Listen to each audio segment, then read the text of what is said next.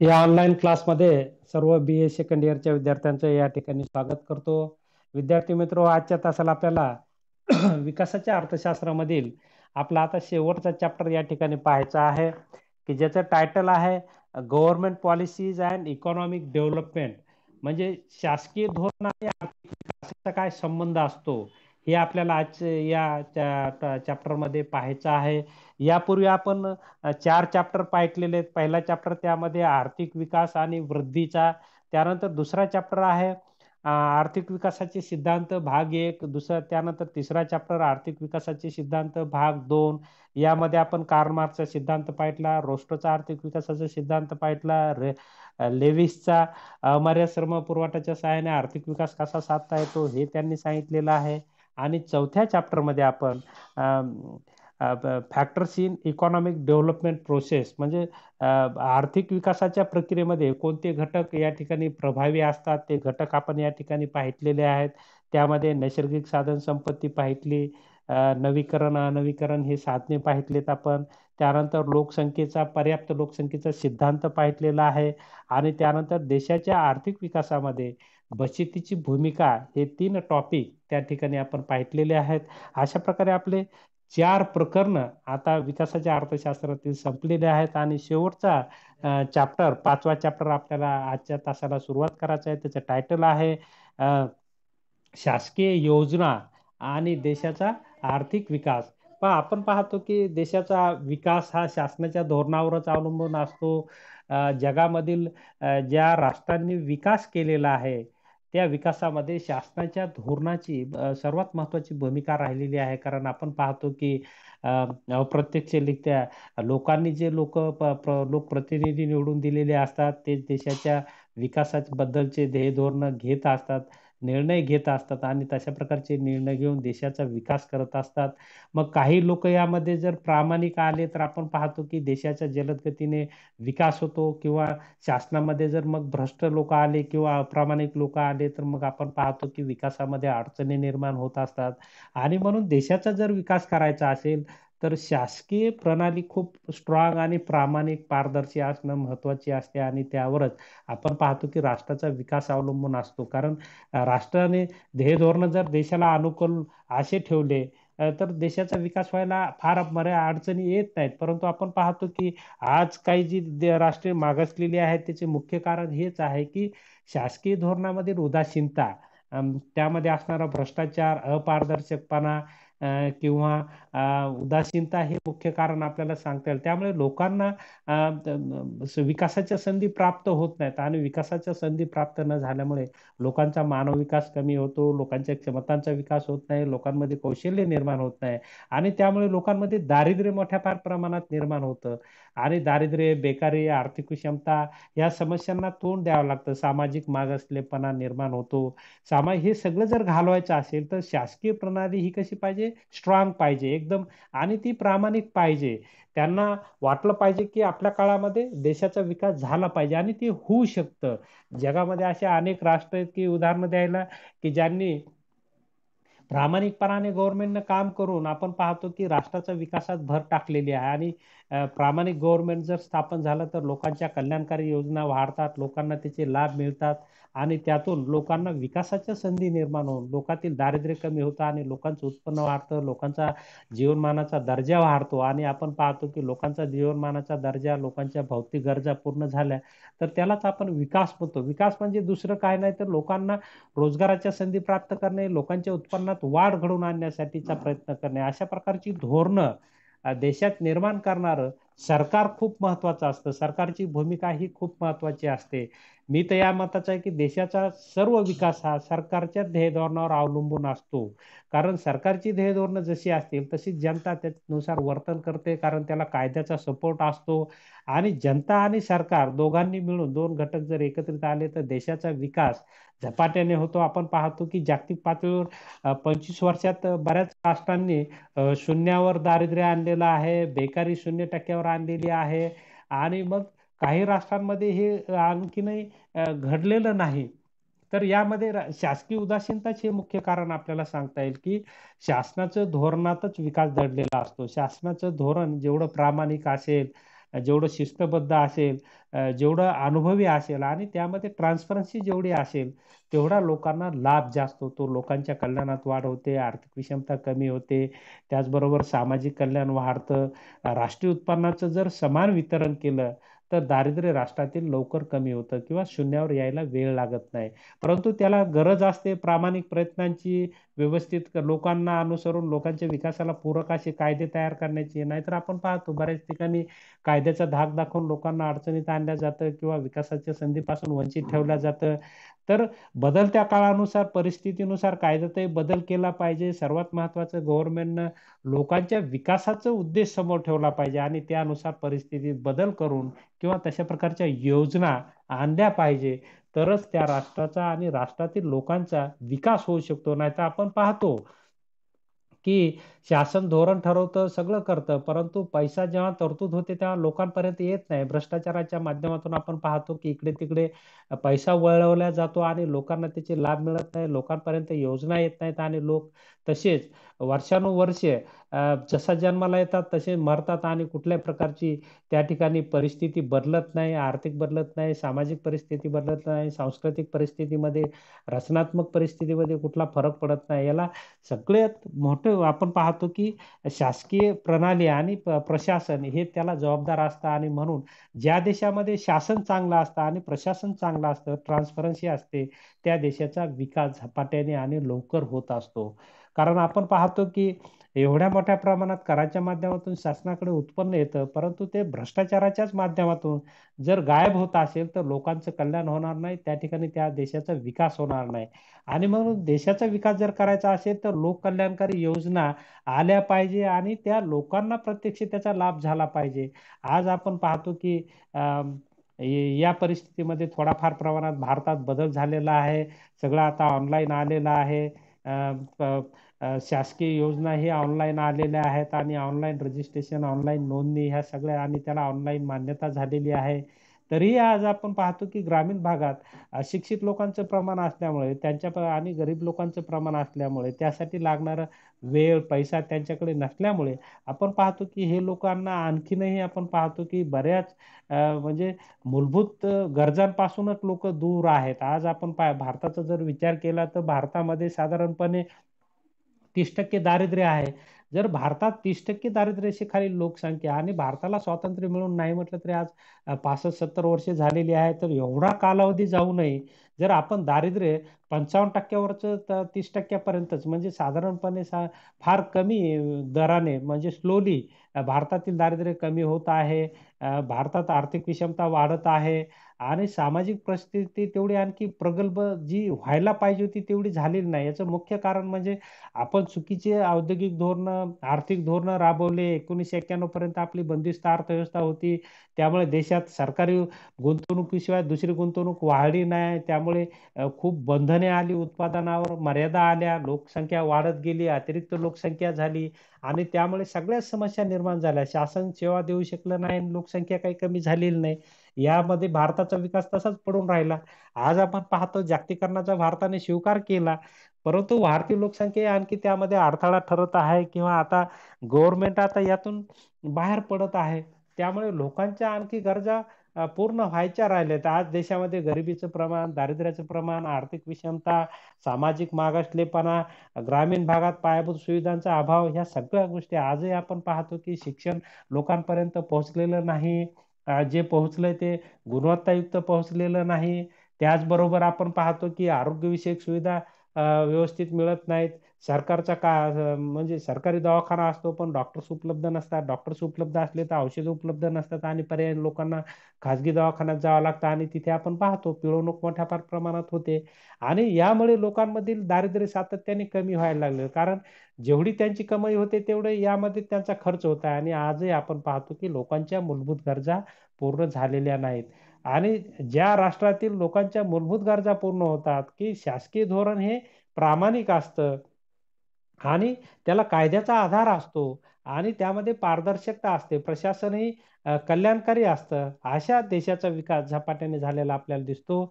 या व्यतिरिक्त देशामध्ये जर परिस्थिती असेल, तर त्यामध्ये अनेक अडथळे निर्माण होतात आपण पाहतो की भारताला स्वातंत्र्य मिळाल्याच्या नंतर भारत हे कल्याणकारी राज्य व्हावे हीच इच्छा ठेवून किंवा त्या अनुषंगाने आपण पाहतो की वेगवेगळ्या पंचवार्षिक योजनांच्या माध्यमातून कल्याणकारी योजना किंवा देशातील दारिद्र्य कमी करण्यासाठीच जो उद्देश ठेवण्यात आला होता की आर्थिक विषमता कमी करणे, दारिद्र्य कमी करणे, देशामध्ये रोजगार निर्माण करणे, हे विविध पंचवार्षिक योजनांची उद्दिष्टे आहेत, समतोल विकास.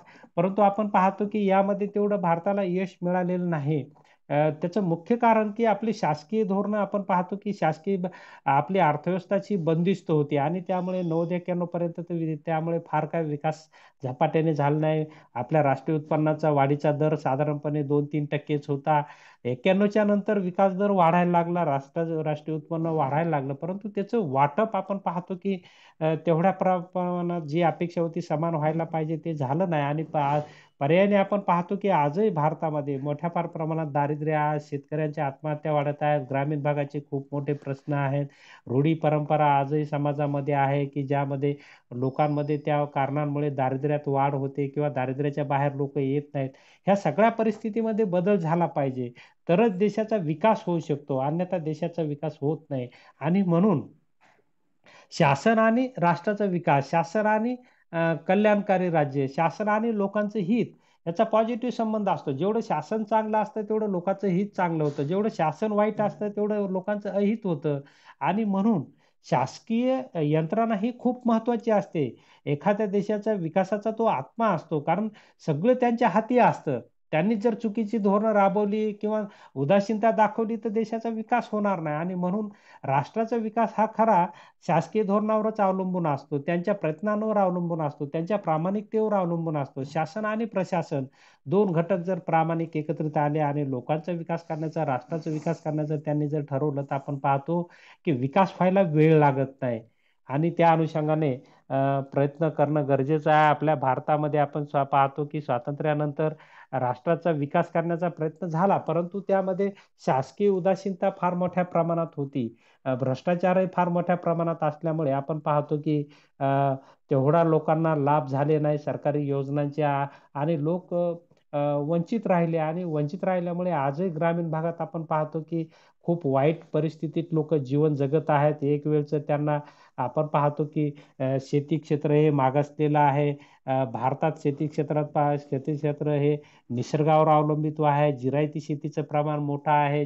भारतात जगाच्या तुलनेत 17-18% लोकसंख्या आहे. एवढ्या लोकसंख्या आणि विशेषतः ही लोकसंख्या सगळी ग्रामीण भागात आहे. त्यांचा मुख्य व्यवसाय हा शेती आहे आणि शेतीच मागासलेली आहे. ज्यामध्ये पोटच भरत नाही तर तिथे विकास आला कुठून? मग शेतीचा विकास करायचा असेल तर ग्रामीण भागात पायाभूत सुविधा निर्माण झाल्या पाहिजे.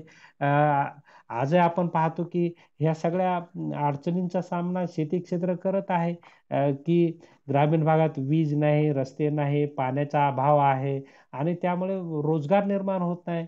लोकांचं उत्पन्न वाढत नाही. उत्पन्नाचे स्रोत या ठिकाणी घटत आहेत आणि त्यामध्ये पुन्हा हवामानातील बदल, नैसर्गिक आपत्ती मोठ्या फार प्रमाणात येते आणि त्यामुळे सातत्याने आपण पाहतो की देशातील एक भाग सातत्याने हा संघर्ष करतो आहे.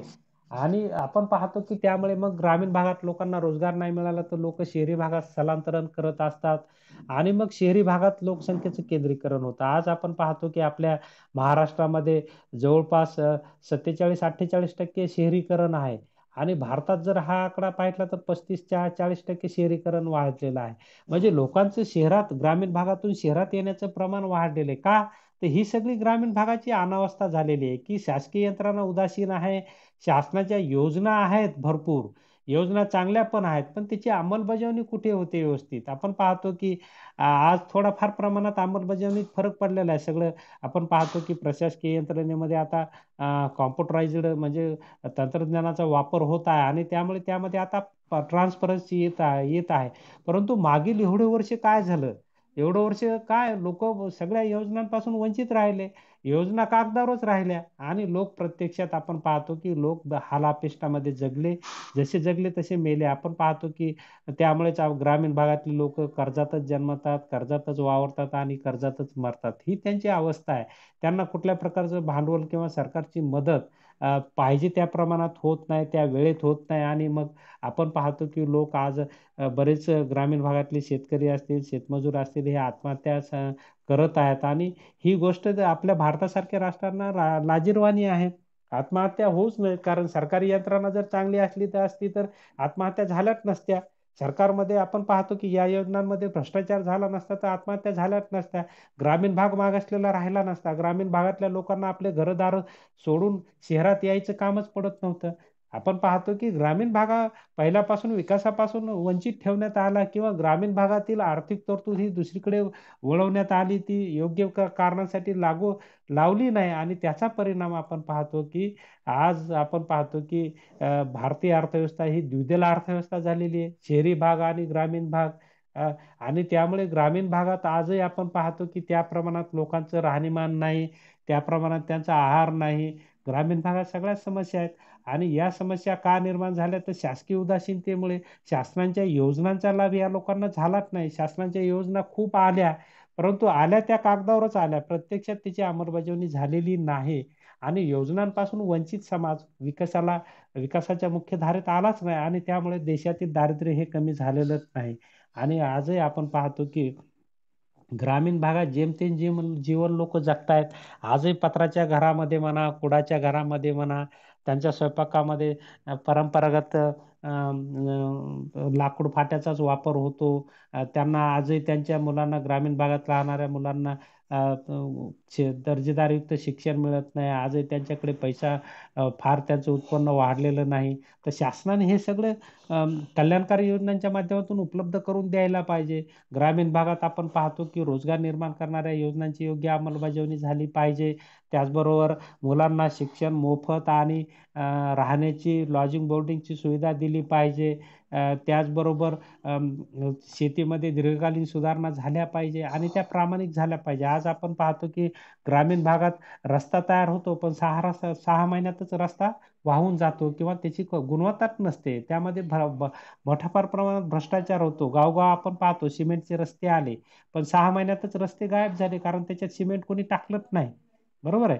नाल्या आल्या तर नाल्या आपण तीच अवस्था पाहतो की ही सरकारी यंत्रणेची उदासीनता आहे. कारण यामधील होणारा भ्रष्टाचार हा आपण पाहतो की लोकांच्या मानवी कल्याणामध्ये अडथळे निर्माण करणारा आहे आणि त्यामुळे जर विकास करायचा असेल म्हणजे शासनाचं धोरण हे महत्वाचं असतं आणि त्याची अंमलबजावणी ही त्याही पेक्षा महत्वाची असते.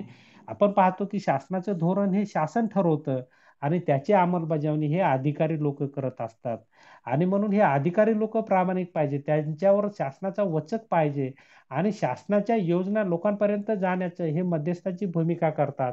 परंतु आतापर्यंत आपण सगळा इतिहास पाहितला भारताचा की मधातच योजना गडप झालेल्या आहेत. त्याची आर्थिक तरतूद असेल, सगळं हा भाग असेल तर हा भाग लोकांपर्यंत आलाच नाही आणि म्हणून लोक मागासलेले राहिले. भारतामध्ये द्विदल अर्थव्यवस्था राहिली. एवढं वर्ष होऊन स्वातंत्र्य मिळूनही आजही भारतामध्ये त्या समस्या लोक पोवरी काढतायत. लोकांना आजही आपण पाहतो कुपोषणाचं प्रमाण कमी झालेलं नाही.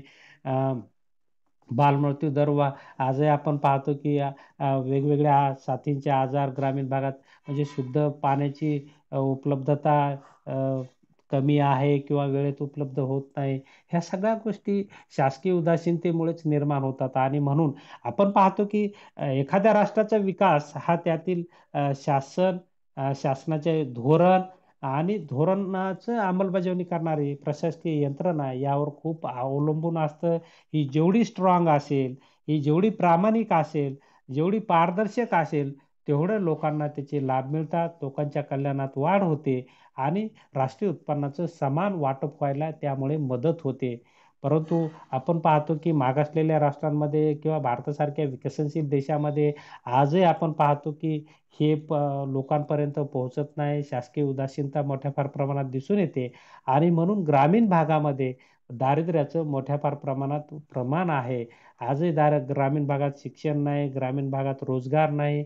ग्रामीण भागात निश्चित उत्पन्नाची साधने लोकांमध्ये नसल्यामुळे अशिक्षित लोकांचं प्रमाण जास्त आहे, दैववादी लोकसंख्येचं प्रमाण जास्त आहे, रूढीप्रिय लोकसंख्येचं प्रमाण जास्त आहे. कारण तिथं कुठली योजना एक तर पोहोचली नाही, आणि जी योजना पोहोचते त्यामध्ये भ्रष्टाचाराच्या माध्यमातून थातुरमातुर कामं झालेली आपल्याला दिसून येतात. आणि मग पुन्हा आपण पाहतो की कामं होऊनही न झाल्यासारखी वाटतात. बरेच कामं यापूर्वी आपण पाहतो की अ, शासनाच्या जे जलसंधारणाच्या योजना आहेत, आपण पाहतो की थातुरमातुर कामं होतात आणि मग त्याचा लाभही शेतकऱ्यांना होत नाही आणि शासनाचा तर खर्च होतो. मग अशा प्रकारच्या योजनांचा उपयोग काय? तर त्यातून कल्याण होणार नाही, त्यातून लोकांचा विकास होणार नाही, लोकांचे उत्पन्न वाढणार नाही. जर लोकांचं उत्पन्न वाढवायचं असेल तर शासकीय धोरणं ही निश्चित असली पाहिजे, त्याची अंमलबजावणी करणारी यंत्रणा ही प्रामाणिक असली पाहिजे. त्याशिवाय लोकांचा विकास होणार नाही, ग्रामीण भागाचा विकास होणार नाही, किंवा भारताच्या अर्थव्यवस्थेचा विकास होणार नाही, किंवा भारताच्या दरडोई उत्पन्नात वाढ होणार नाही. जर वाढ करायची असेल तर शासकीय धोरणाची अंमलबजावणी ही योग्य झाली पाहिजे, या असं आपल्याला या अनुषंगाने मानता येईल. तर या ठिकाणी आपण थांबूया. आपण शांतपणे ऐकून घेतलं त्याबद्दल आपले आभार व्यक्त करतो आणि या ठिकाणी थांबतो. धन्यवाद.